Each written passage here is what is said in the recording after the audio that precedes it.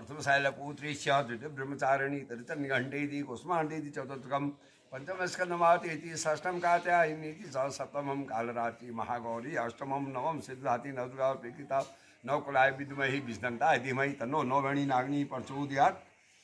माँ नैनी देवी का संक्षिप्त इतिहास। पुराने समय की बात है।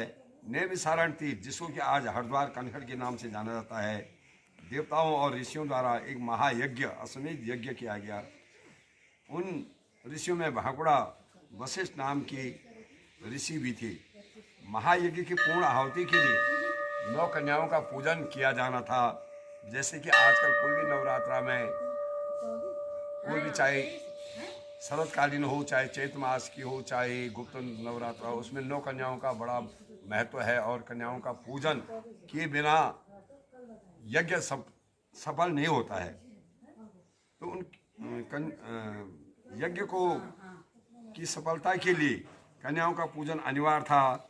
और उस समय सतयुग में कहीं भी कोई कन्या नहीं मिली, अतः भाकुड़ा ऋषि को जो है वशिष्ठ ऋषि को नागलोक भेजा गया। वहाँ से कि आप 9 कन्याओं को, नाग कन्याओं को ले आओ और हमारे यज्ञ को सफल करा दीजिएगा। जब कदिवंत्यामी है, कदिवंत मतलब कुछ कहावत ऐसे कि नारद मुनि नागलोक गए और वहाँ से 9 कन्याओं को भूमंडल पर यज्ञ के लिए आमंत्रित उन्होंने भेजा। नागलोक के राजा बासुकी राज नाग तथा उनकी पत्नी दुधिना, उनकी 9 नाग कन्याएं थी। बासुकी नाग के पास पहुंचे और उनसे पृथ्वी मंडल में जो यज्ञ चल रहा है उसके बारे में उनको अवगत कराया कि हमारा यज्ञ हो रहा है, लेकिन हमें 9 कन्याएं पूजा के लिए, दक्षिणा के लिए, भोजन के लिए नहीं मिल रही है और बिना 9 कन्याओं की यज्ञ सफल नहीं हो सकता है। माता पिता कुछ समय आकर्षित हुई कि कहीं ऐसे ना हो ये हमारी कन्याओं को ले जाएं, वापस करें न करें। उन्होंने उनसे वादा किया कि हम आपकी कन्याओं को जैसे ले जा रहे हैं वैसे वापस सकुशल वापस भेज देंगे। तो माता पिता तैयार हो गए और उन्होंने अपनी कन्याओं को ऋषि के साथ भेज दिया। नारद मुनि जब नाग कन्याओं को लाने में असफल है, पहले नारद मुनि गई, असफल रही तो फिर वशिष्ठ मुनि गई और वे बासुकी नाग के गुरु थे और उन्होंने बड़े चतुराई से बासुकी नाग को अपने हाथों में जो है उलझा दिया और उनको मजबूर कर दिया कि वो अपनी कन्याओं को देने के लिए तैयार होगी। जब बासुकी नाग की 9 कन्याएं को लेकर के भाकुड़ा ऋषि आते, नैमिषारण तीर्थ में आते, वहाँ पर यज्ञ समापन होगा है, उनकी 9 कन्याओं का पूजन होता है, भोजन दक्षिणा दे करके उनको विदा करने के लिए जब भाकुड़ा ऋषि इधर कोब थान जहाँ पर कहा जाता है ऋषि पर, वहाँ पर वो कन्याओं को लेके गई और वो ध्यान मग्न हो गई। वो अपने ध्यान में मग्न थे। इतने में एक बकरी को चराने वाला बोंगा का जो है हंसा बोगला नाम का बकरी को चरा रहा था। उसने इन 9 कन्याओं को देखा। उसके 9 पुत्र थे और उनकी शादी नहीं हो रही थी। उसने कहा क्यों ना मैं इनको अपनी बहू, लड़कों की बहू बना लूं। और वो नहीं समझ पाया कि ये कौन सी है, देव कन्याएं हैं या नाग कन्याएं हैं। उन्होंने एक जैसे बकरी वाला जो है बकवाल, एक धोखा, उनका बना हुआ धोखा पहन रखा था और उसको निकाल करके उन कन्याओं के ऊपर फेंक दिया। वो कन्याएं तितर बितर हो गई, घबरा गई। वो कोई वहीं नैनीगाल में फाड़ पड़ गई, कोई डूंगरी चली गई, कोई बैनूली चली गई, कोई रेस चली गई, कोई भटाना चली गई, कोई बजवाड़ चली गई, कोई कनारा चली गई और कोई सड़कोट चली गई। और इस प्रकार वो तितर बितर हो गई। जब भाकुड़ा ऋषि की जो है उनकी आँख खुली, उन्होंने देखा ऋषि ने कि ये कहाँ कन्याएं कहाँ चलेगी। तब उनको ध्यान है, उन्होंने उस बकरे वाले को श्राप दिया, जा आज के बाद तेरी बकरी जो है पत्थर बन जाएंगी। और आज भी नैनीगाड़ में जो बकरियां जो है वो पत्थर के रूप में विद्यमान है।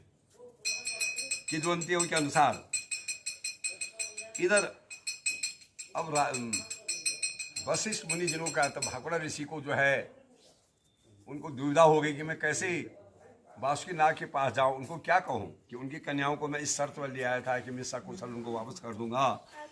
वो पश्चाताप करने लगी, पछताने लगी, लेकिन उन्होंने बकरवाल को जो है श्राप दे दिया और तब से ये कन्याएं इसमें एक बजवाड़ में समाई हुई है, एक कनारा में हमारे जो डोनिया भाई हैं, जब वो माँ नागनी के यज्ञ से वापस लौट रहे थे तो उनके जवान लड़का जो है, एक ही लड़का था, वो ख़त्म हो गया। तो उन्होंने कहा, हे माँ, मैंने आपकी सच्ची ढंग से अगर श्रद्धा पूजा नहीं की होगी तो मेरा नाश होगा, नहीं तो आपने मेरे जो ये की बालक था मेरा वंश का नाश किया। जा, आज के बाद तो लुप्त हो जाएगी, तेरे को नाम लेने वाला कोई नहीं होगा।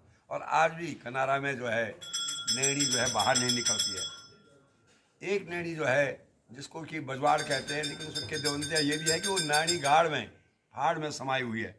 अब भी हमारी जो भी 7 बहनें हैं, नैनी जो है डूंगरी हो गई, रेंस चुप्ता हो गई, सनकोट हो गई, बचाना हो गई, बैनोली हो गई और रतोड़ा घनियाल हो गई, ये जब बाहर निकलती है तो ये अपनी बहन को ढूंढने के लिए वहाँ ऋषि पर्व में वहाँ जाती है। उस घाट जहाँ से ये लोग भटक गए थे उस ओर इनका ध्यान जाता है और उस तरह को ये अपनी जोर शक्ति लगा देते। बड़ा मुश्किल होता है इनको कंट्रोल करने के लिए।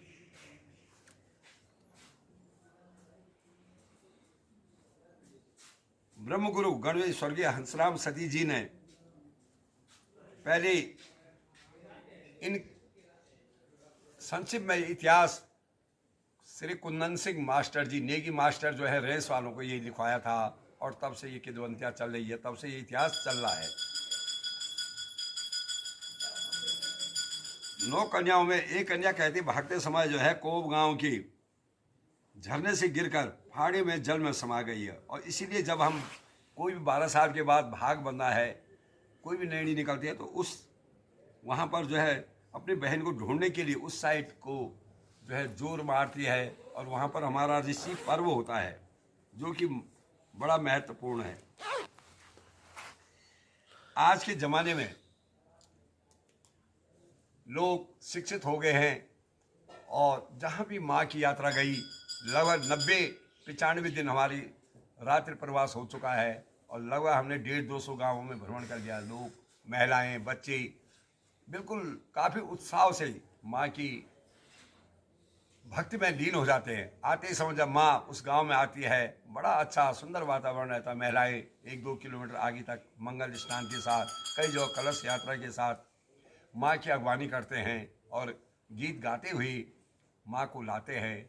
और जब विदाई होती है दूसरे दिन, तो विदाई के लिए भी कम से कम 1-2 किलोमीटर आगे गांव के बाहर छोड़ने के लिए जाते हैं। और जब वहाँ पर गणवे और चिनवाला एरवालों के द्वारा जो है माँ का जो है विदाई गीत गाया जाता है तो सभी लोग करुणामय रोने लग जाते हैं। ये माँ ऐसी है जैसे एक बहन ससुराल जाती है मैके से तो उसको जब मैके की याद आती है तो रोने लग जाते हैं, ऐसे ही ये माँ जब इस एक गांव से दूसरे गांव में जाती है तो जिस गांव में रात्रि को विश्राम रहता है उस गांव वाले जो है जाते समय सब करुणामय अवस्था में आ जाते हैं और सब रोने लग जाते हैं और उस दुख को सहन नहीं कर पाते हैं। इसमें 6 महीने की हमारी महान यात्रा है। पहली इसमें पूर्णिमा के दिन, भादों की पूर्णिमा को ऐसी घड़ी निकाली जाती है। इसमें राशिपीठ और गांव की राशिपीठ और नैनी देवी की राशिपीठ देखा जाता है।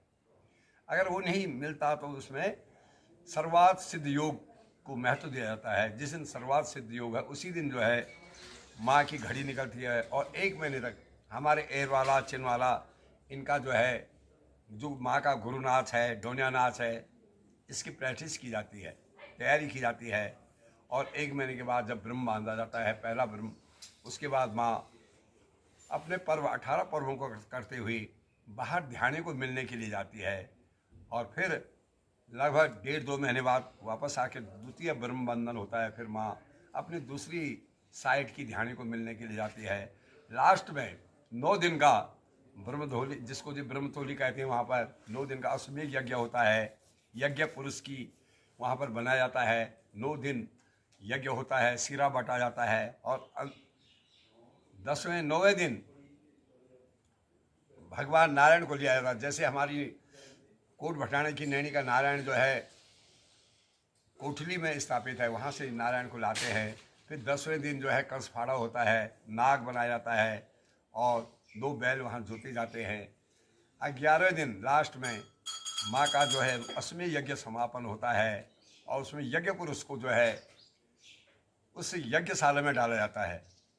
उसके बाद माँ का जो ब्रह्म है उसको, उसका जो सिरा है, घड़ी है, वो जहाँ से हम घड़ी निकालते हैं उसका सिर उस साइड को जाता है और पोस्ट जो है जहाँ कसपाड़ा कहते हैं उस तरफ जाते हैं। और जो ये सिरा होता है ये प्रसाद के रूप में माँ का वही माना जाता है। इसको काट के लोग अपने घरों में लगाते हैं। कहते हैं जिस घर में ये सिरा लटका रहता है वहाँ नाग आदि कोई भी बाहरी शक्ति, छल कपट, कोई भी असुरी शक्ति जो है वो प्रवेश नहीं करती है। और 9 दिन तक उस सिरे की पूजा की जाती है और अंत में वही प्रसाद होता है। करुणामय दृश्य होता है। विशेषकर गढ़वे हो गए, एरवाले हो गए, चिनवाल, जिन लोगों ने 6 महीने माँ के साथ यात्रा की, माँ मतलब खिलाया और लास्ट में वो उसी को फेंकने जाते तो बड़ा दुख होता है उस समय। एक प्रकार से ऐसा लगता है जैसे घर में कोई अहित हो गया हो।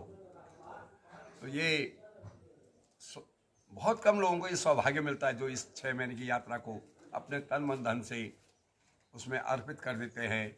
और हमारे जैसे ये कोट भटाने वाली नैनी है, इसमें सभी लोग लगे हैं, लेकिन विशेषकर हमारे एरवाला सागर राउत बिल्कुल तन मन धन से नींद प्यास भूख सब त्याग करके माँ की सेवा में लगा रहता है। उसको ये चिंता है कि माँ के कपड़े चेंज करने हैं, कवर गंदे हो गए हैं। और एक चिनवाला जो है बिक्की भाई कोट के, ये भी जो है रात दिन कब ब्रह्म खोलना है, कब सुबह ब्रह्म को चढ़ाना है, इन लोगों की काफ़ी योगदान है। और इन दोनों के सहयोग से मैं निष्फिकर हूँ कि मुझे चिंता नहीं रहती कि ब्रह्म कब उतारना है, कब ब्रह्म को सुबह चढ़ाना है, क्योंकि 5:30 बजे के बाद जनता उठ जाती है और ठीक नहीं है। बांस को देखना, खाली ब्रह्म को जो है अशुभ माना जाता है। हालांकि हम उसको बांस डंगी को जो है छुपा के रखते हैं ताकि